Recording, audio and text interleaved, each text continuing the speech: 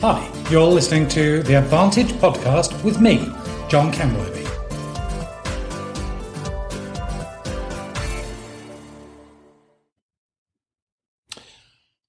Hi there, this is Dr. John Kenworthy and welcome to this podcast on how to be a better influencer. Some people are just more naturally empathic than others. The CEO brusquely informed me. It's not personal, it's business, he went on, quoting that bundle of joy, Donald Trump. They should know what's good for them and do what I suggest. Why should I have to influence them or show empathy? The CEO pushed back his chair as if our session were over. His company was struggling. Several key staff had recently departed and were working for a competitor. Yet he still insisted that empathy was not something he needed to do, and he was perfectly capable of influencing his team. It was they who needed to change, not him. You've met someone like this, I'm sure, and you're wondering how I'm going to suggest that they change, right? But no, there's a twist here. How do you influence them to have more empathy and more easily influence others? You see, it's terrific to have someone like that CEO in your life. You're not like him. You care. You show a genuine concern, and there are only a few people who, well, they simply don't deserve your love and respect, do they? So how do you show empathy for someone and influence them when they don't do empathy? Especially when you know that they really need to do empathy so that they can be a better influencer. You'll recall from the triangle of influence that in order to influence someone, we need to link what we want them to do to the resources it will cost them and the benefits that they will gain for themselves by doing it. If you need a reminder about the triangle of influence, I'd suggest you jump over there now and come back afterwards. See, we're left with a causal chain. Without empathy, how will you know what's important for them? Without you showing empathy, how am I going to trust you? And if I don't trust you, how are you going to influence me? And if you don't influence me, how are you going to lead me? To be a better influencer, we really need to know how to have and show empathy. I wrote a short while back about the usefulness of empathy and how it differs from sympathy. And the difference is huge. Sympathy is passive, empathy is active. You can pop over to that article if you need a refresher. It does a great job of describing the difference and how empathy fuels connection, while sympathy drives disconnection. But back to where we are. In short, if I am to influence someone, they need to have some level of trust in me. To trust me, I will need to have and have shown empathy with them. That is, I need to identify with them. Let's first consider how we can have and show empathy with someone. Then, how we build trust with that person. And lastly, how we can use this to be a better influencer. But before that, let me share the dictionary definition of empathy so that we agree what it is.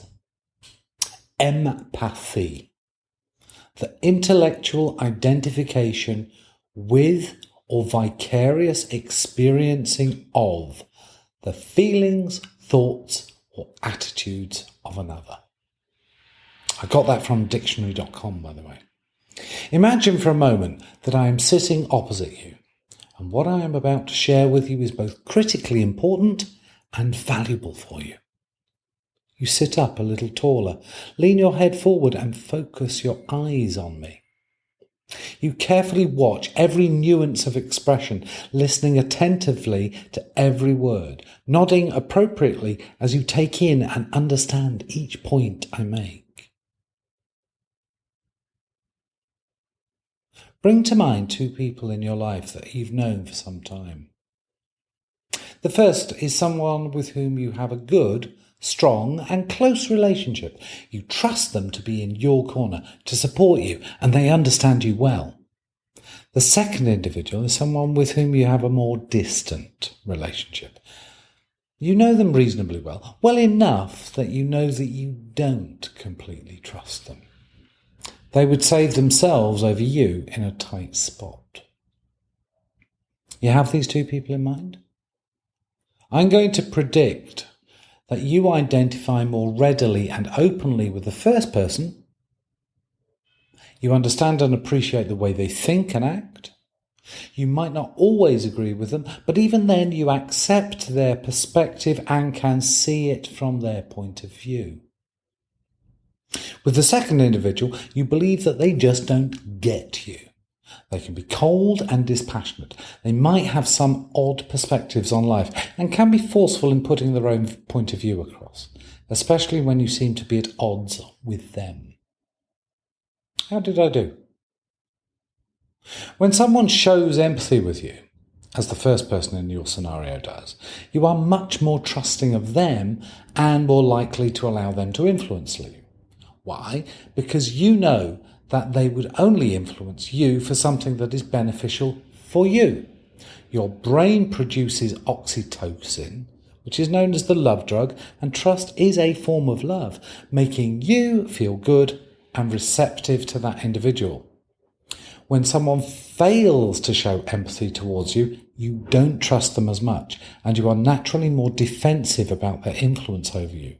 Your anterior cingulate cortex in the brain is sending out alert messages and increases production of the stress hormone cortisol and noradrenaline. Your flight or fight response is primed and ready. And you'll know from experience that some people make you feel good about you and them, whilst others just rub you up the wrong way. In his last book, Focus, author and psychologist Daniel Goleman describes the importance of other focus, or how well we attune to other people. And I'm quoting, "Our empathy allows us to understand how people perceive things, how they feel, and what we can do to help them be at their best. And tuning in to others this way provides the basis for skill in competencies like motivating employees, persuasion and influence, negotiation and conflict resolution, and increasingly important, teamwork and collaboration." I end quote. So how do you increase empathy for others? Well, think of someone in a work context, someone whom you need to influence. How well do you know them already? Do you know specifically what is important for them in their life? What truly motivates them? Do you understand what they think about their work, their workload, their colleagues? What do they need and want to be more successful? To learn more about anyone, we need to observe and listen and ask questions. When I first started coaching or mentoring someone, I'll simply start asking questions to find out what motivates someone. I'll begin with, what makes you laugh? And what makes you cry? Or something similar that gets the same answer. But what if you're not sure if you have a strong enough relationship already to be so forthright? Observe, listen, and ask questions. Really listen. Some will call this active listening. Devote your complete attention to that person when they are speaking. Look at them. Concentrate on them when they are speaking.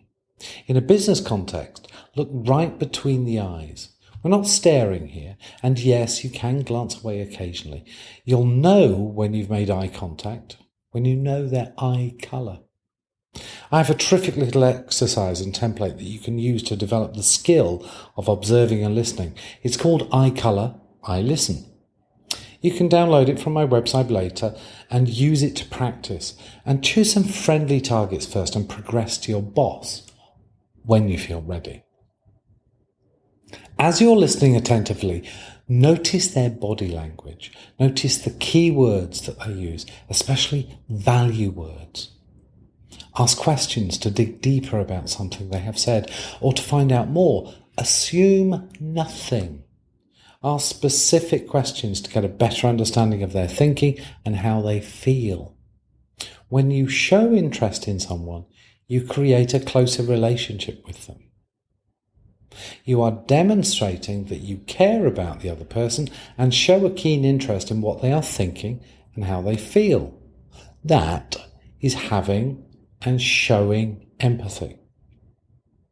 But are there any downsides of being empathetic? Well, some individuals just don't like you getting close to them. They won't open up for a myriad of possible reasons. Respect that and keep an appropriate distance. By doing so, you're actually showing empathy. And there are occasional downsides in my experience of being empathic. Some people will take advantage of you. I don't think that it is possible to have and show empathy with someone if you don't actually care about them. There are people who will go through the motions of listening actively and so on, but they don't actually take it on board because they're so full of themselves. There is no space for you. The trouble I found is that I can care a lot about another person, whilst it was only true for them for a season. Like you, I have best friends I made at school and university, only to never hear from them again. When you care for others, you are likely to be showing your own vulnerabilities too. And whilst you would never take advantage of that, they might, and you could get hurt by it. But tell me, what do you do when someone hurts you emotionally? That's right, you'll naturally increase the distance between you and be a little more guarded with that person. Empathy is a valued currency. It allows us to create bonds of trust. It provides insights into what others may be feeling or thinking and helps us understand how or why others are reacting to situations. It sharpens our people acumen and it informs our decisions. When someone shows empathy toward you, you begin to trust them. As that empathy continues, that trust builds. And trust is the foundation of effective influence. You cannot repeatedly break trust with people and continue to influence them. It simply doesn't happen. Trust is your bankroll. With trust, you are solvent. Without it, you are bankrupt. When you are trusted, you have a thick bankroll of crisp bills. Every time you act inconsistently with your professed values or break a promise, you spend some of those crisp bills. When the bankroll is gone, so is the trust that others have in you. At this point, your personal appeals and persuasive arguments cannot buy back that trust. Once lost, trust and the personal credibility and empathy it took to gain it may take years to regain. So why does trust help you influence? Well, when we trust someone, we are choosing to be influenced by them, even though we are uncertain that the choice we are making is absolutely the best possible choice for us. When we are trusting another person, there is a slight delay in making the decision as we weigh up how much we actually trust them before we choose to trust without complete certainty. On the other hand, when we do not trust them, or choose not to trust them in this circumstance, then we are defending ourselves against the possible consequences and shifting the burden by redefining the task to suit our own agenda, even avoiding the task entirely. Of course, when we don't trust someone else in a given situation, then that person will immediately lose trust in us. Then both parties redefine the task to suit their own agendas, and we end with no one trusting each other and nothing gets done. In the podcast notes on the website, you'll find a diagram about shifting the burden and choosing the cycle of trusting without certainty or choosing to shift the burden. For you to influence someone, they have to trust you to a certain extent. How much trust you need depends on how they perceive their risk in choosing to trust you. With trust, you can influence someone. Without it, you cannot.